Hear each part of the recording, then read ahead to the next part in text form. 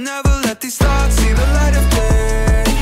Please don't run away, wherever you are. The next race weekend is just about 4 days away, and it's going to be the Hungarian Grand Prix. And we're actually getting quite a few upgrades for it. I didn't actually expect Hungary to be a big upgrade ground, but we are getting upgrades for Alpine, McLaren, Red Bull, Ferrari, Mercedes, and Aston Martin. So it is pretty stacked. 6 teams here. I mean, there are probably upgrades coming to the AlphaTauri team and the Alfa Romeo team, but not much information has came out for them. So I will specifically cover what we have info for and what we should expect going into this Grand Prix weekend. First teams I'm going to cover is, let's talk about Alpine for a second. Alpine is set to be bringing significant F1 upgrades before the summer break. So they have Hungary and Spa. Now this team has been one of those teams that's kind of been following the let me bring little parts to every single Grand Prix to improve the car slightly, just a little bit and bit. I don't think this works. Personally, this does not seem the way to go. Teams like McLaren and Aston Martin and Ferrari have all proven that this way does not work. The perfect reason being, it doesn't work because obviously bringing smaller upgrades means you have to optimize every single race. You might not get the perfect type of setup, but it doesn't also bring that much of a gain. They are said to be bringing parts. They're bringing parts for working on their floor, which is the significant part of their upgrade, an actual floor upgrade, and additions to its side pod undercut and that slide that they have. Their slide isn't as significant as the Aston Martin or now even the McLaren, and they're very, very behind, I think, in pure slow to medium corner speed. They're just far there, and they're actually not too bad in high speeds. They've been okay on certain tracks. They really haven't stood out anywhere. Their tire wear is kind of medium, so that doesn't really give them any advantage there either. It's just Alpine mid. Well, I don't even know, mid-peen. I don't even know how to explain just a mid team. That is what they have been throughout the season and really throughout the seasons in Formula 1.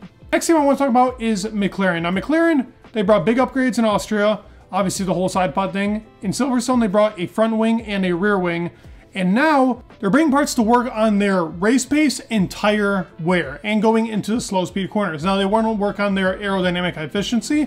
Efficiency isn't really the most important thing here in Hungary, it's really downforce, but they want to work on that and work on their slow speed gains. They specifically want to go into that tire wear and really how their suspension is working with tires, because they haven't found that trick that really Red Bull has with their suspension as to why their tires are not graining. And on the rear tires, they aren't really that great. Red Bull, great. Aston Martin, fantastic. They need to find that gain, especially going into Hungary, because this is a race where it is very reliant on your rear and making sure that those tires are really being capable of sustaining a whole race. Last year, we saw a strategy be some teams go medium and hard, and those teams suffered significantly. The teams that actually went for the medium hard were much better in the race. And teams like McLaren and Alpine actually suffered greatly last year because of that. Their strategy wasn't the right call, and tire wear was not great. They were significantly struggling. The hards were terrible. I don't actually expect for any team to go for hards. I actually think the strategy was like medium, soft, medium, or something like that. It was not even a hard involved. It was only Ferrari that did that, and cost them greatly. Next team I want to go into is Ferrari. This team is looking to bring upgrades to just about every single race. They want to go upon this SF23, what they call the evolution aspect of the car, and keep working on it. So we're going to see parts and parts and parts for this car. Now obviously it's kind of adapted that undercut side pod. Will they look to be putting more of an undercut? I would think so. That downslope has to be done differently, I think, in a different way as well. Their engine cover still could use some work as well in comparison to other cars, but who knows, maybe it's a floor upgrade. There isn't much information, we just know that parts are coming to this car, and the car is continuously getting better. Their tire wear is better, so they're finding gains there, and the actual car concept itself is kind of proving to be a lot better than the actual overcut itself. It just seems like the undercut strategy is so much better than the overcut strategy. And I'll talk about in a way later video why I actually think that that overcut did not work for specific teams. Even the Aston Martin started with an overcut, just like Ferrari did in the beginning. And Haas still continuing that, but they haven't brought much upgrades to their car. Last year they brought a huge upgrade though.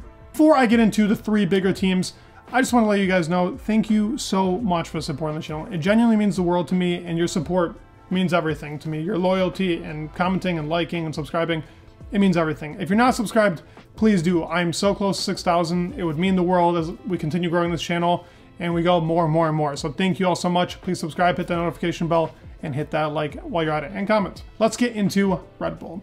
Now, Red Bull is the team bringing a significant upgrade, the one that we have the most information upon. Apparently, spoken out of the Red Bull camp, this upgrade is supposed to be stunning looking as well.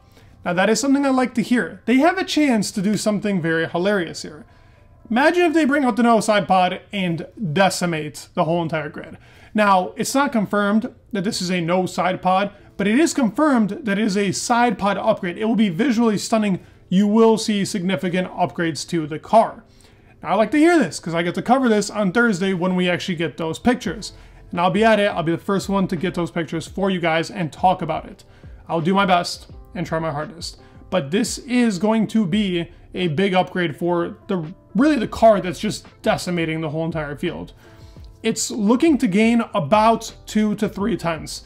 That is what they claim. This is spoken from that Red Bull camp themselves, and they also plan on bringing upgrades after the summer break.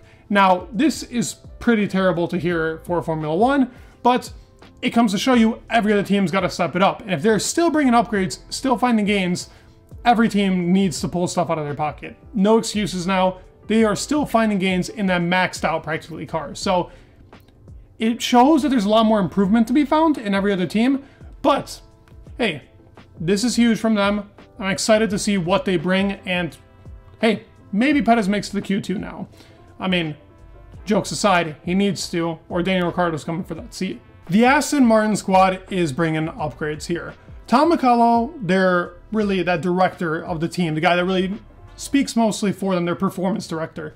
He has said that the upgrades that they brought to the car from Canada are working a charm. They are learning so much about the car, and for 2024, it is extremely useful information. They are bringing some parts to Hungary and Spa, and Zandvoort will be a big upgrade.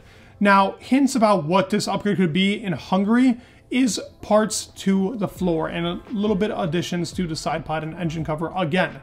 They're looking to add certain aspects to that back part. They're continuing to bring parts because they want to optimize the car, but they know that a track like this will be best for them. Aston Martin will be strong here. They'll be extremely strong, and they will be looking to really show their pace with this car here in Hungary. They've been off the pace for a couple of races, but the actual upgrades themselves and the way that the downforce has been working a charm in that Aston Martin car. And they're finally going on a track that should actually suit their car. They have been kind of behind because of it really not being suited to the car, and they've been struggling for that reason. But now they actually have a reason to be coming back. These upgrades coming into the future, I will cover them also on Thursday. I'm not sure how much we will see for Hungary if it really is that floor upgrade, but I know that whole rear of the car is still getting worked on majority-wise, and they're still looking to bring a lot of parts there. I heard a new rear wing is supposed to come here as well, but let's see and see exactly what is going on with this car for the Hungarian Grand Prix. And last team I wanted to talk about was Mercedes. Now, Lewis Hamilton has talked about that they are bringing more parts here. Nothing is yet confirmed, but we do know that some upgrades are coming to this car. Now, obviously, they want to keep adding to that rear downforce.